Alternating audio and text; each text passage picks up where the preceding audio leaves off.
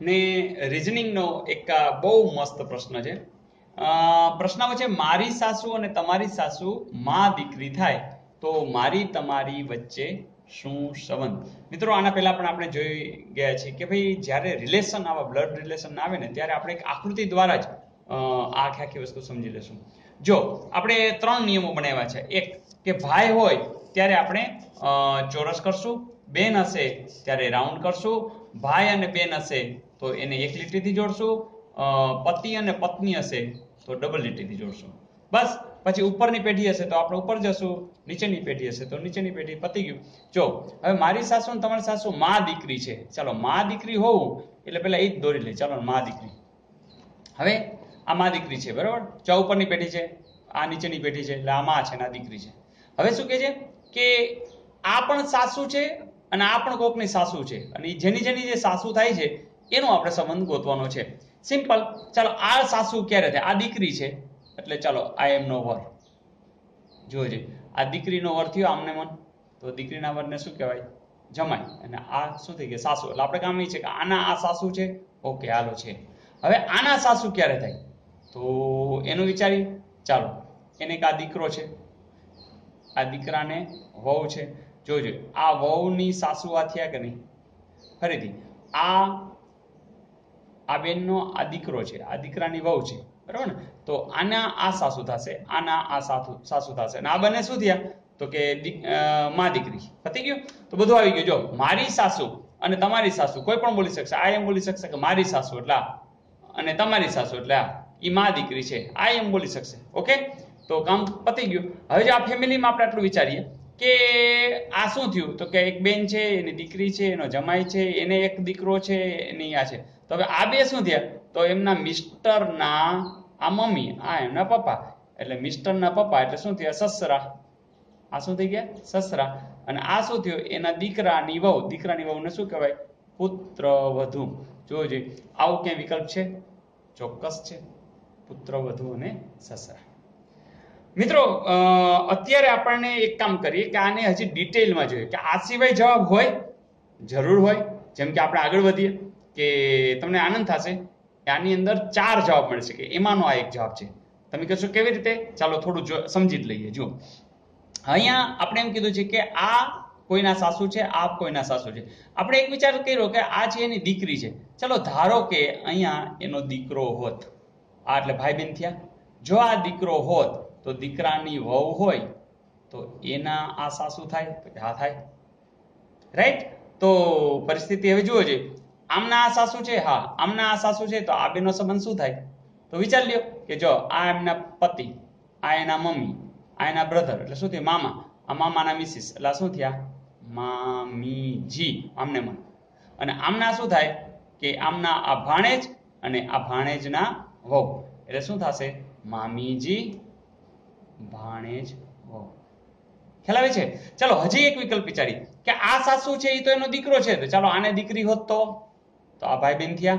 ચાલો આ દીકરી એટલે આ જમાઈ હોત. ચાલો જુઓ છે હવે તો ફરીથી આ બંનેનું વિચારી તો આ મામીજીને તો છે, આને સાસુ છે, તો આ શું થશે? તો આમના મિસ્ટર, એમના આ સિસ્ટર છે, એટલે શું થશે? એમના સન. એટલે તમે જ વિચારો કે આ જે બેન છે એમના ફરીથી આ મામા, એટલે મામીજી, એટલે મામીજી અને આ એની પુત્રી છે, એટલે કે શું થશે? મામીજી સાથે આ ભાણેજ તો થશે જ, તો ભાણેજ જમાઈ. આ શું થશે? ભાણેજ જમાઈ. ચાલો હજી એક વિચાર લેવું છે. ચાલો આનું વિચારીએ. આ જોજો આમના સાસુ આ છે, આમના સાસુ આ છે, માં દીકરી તો છે જ. ચાલો આ શું થશે? તો વિચાર લ્યો કે આમની આ દીકરી છે, બરાબર ને? આની દીકરી છે, આ જમાઈ છે, તો આ જમાઈ અને સસરા, એટલે કે ત્રીજો વિકલ્પ આવે, ચોથો વિકલ્પ આવશે સસરા જમાઈ. ફરીથી 4 જવાબ આવશે. મજા આવી મિત્રો? એટલે આ સિવાયના પણ જવાબ આપ્યા હોય તો પણ આનંદથી કરી શકો, કારણ કે અહીંયા કોઈ ભાઈ કે બેન એવી કંઈ ચોખવટ કરી નથી, એટલે આપણે આટલા બધા વિકલ્પો મળી શકે છે.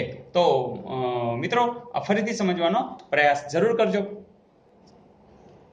મિત્રો એક આ સમઘન આકારની એક જે આકૃતિ તમને આપેલી છે એમાં તમને એમ કહેવામાં આવ્યું છે કે આ સમઘન બનાવવામાં આવે તો 5 ટપકા વાળા, એટલે કે આ બાજુની સામે કઈ બાજુ આવે? મિત્રો તમને ખબર છે કે સમઘન હોય કે લંબઘન હોય એમાં બાજુઓ કેટલી આવતી હોય? 6. જેમ કે 1 2 3 4 5 અને 6. હવે આ જે પીસ છે એને તમે આમ જોઈન્ટ કરો તો તમને આમાં સમઘન મળી જાય. હું એક તમને સમજવા માટે થઈને એક આ પુઠ્ઠાનું તમને દર્શાવું છું. જેમ કે જો આના જેવું જ તમને દેખાતું હશે કે અહીંયા 5 છે, અહીંયા 1 છે, અહીંયા 2 ટપકા, આની જેમ જ મેં પણ આ લંબઘન થશે કારણ કે આની લંબાઈ આવી રીતના દેખાય છે. હવે જો સ્વાભાવિક છે કે આની બાજુમાં આ છે, આની બાજુમાં આ છે, આની બાજુ આ છે, આની બાજુ આ છે, આની બાજુમાં એટલે પાછળની બાજુ આ થશે, આમાં આ થશે. ઓકે, એ ખબર પડી ગઈ? એટલે કે જે બે પાસેની હોય અને આની પાસેની બાજુ આ થશે. તમે કહેશો કેવી રીતે? તો જો આપણે જોઈન્ટ કરીએ, આથી આમ કરી અને આમ જોઈન્ટ કરી દો. જો સ્વાભાવિક છે કે આની બાજુમાં આવી ગયું, આની બાજુમાં આવી જશે, આની બાજુ બરાબર. સેમ વે હવે આને આપણે આમ કરી દેશું, બરાબર. તો અહીંયા આવી ગયું, આ છે આમ આવી જશે. ચાલો અહીંયા આવી ગયું. હવે તમને કોઈ એમ પૂછે કે બેની બાજુમાં, તો કે આ ત્રણેય આવે, બેની બાજુમાં આ આવે અને આ પણ આવે. એટલે કોઈ એમ પૂછે બેની બાજુમાં કઈક થાય, તો આ પણ થશે, બેની બાજુમાં આ પણ થશે, બેની બાજુમાં આ પણ થશે, બેની બાજુ આ પણ થશે. એટલે કે પાસેની બાજુ કોણ થાય ખબર પડશે તો પછી સામસામેની ખબર પડી જશે. હવે જો સ્વાભાવિક છે કે તમે જ્યારે આની પાસેની બાજુનું વિચારશો તો આ પણ આવશે, આ પણ આવશે, આની આ બાજુ આવશે અને આની આ બાજુ એટલે કે આવી જશે. આ તમને હું વિસ્તૃત એટલે સમજાવું છું કે આના પછીના કોઈ પણ પ્રશ્ન હશે એ આવડી જશે. એ જ રીતે હવે સામેની બાજુનું વિચારી. સ્વાભાવિક છે કે જો આના પાસેની બાજુ હોય તો સામેની બાજુ આની કોણ આવશે? આ આવશે. તો આની કોણ આવશે? આ આવશે.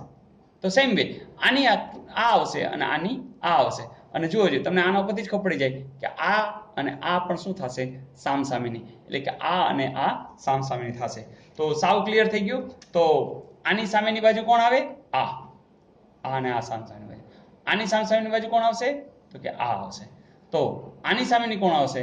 તો આ આવશે. તમને એનું જ પૂછ્યું છે ને કે 5 ટપકા વાળી બાજુની સામે કઈ આવે? તો 5 ની સામે 3 આવે. Is it okay? તો આવી તમે એક આકૃતિ દોરી અને તમે આનંદથી કહી શકશો.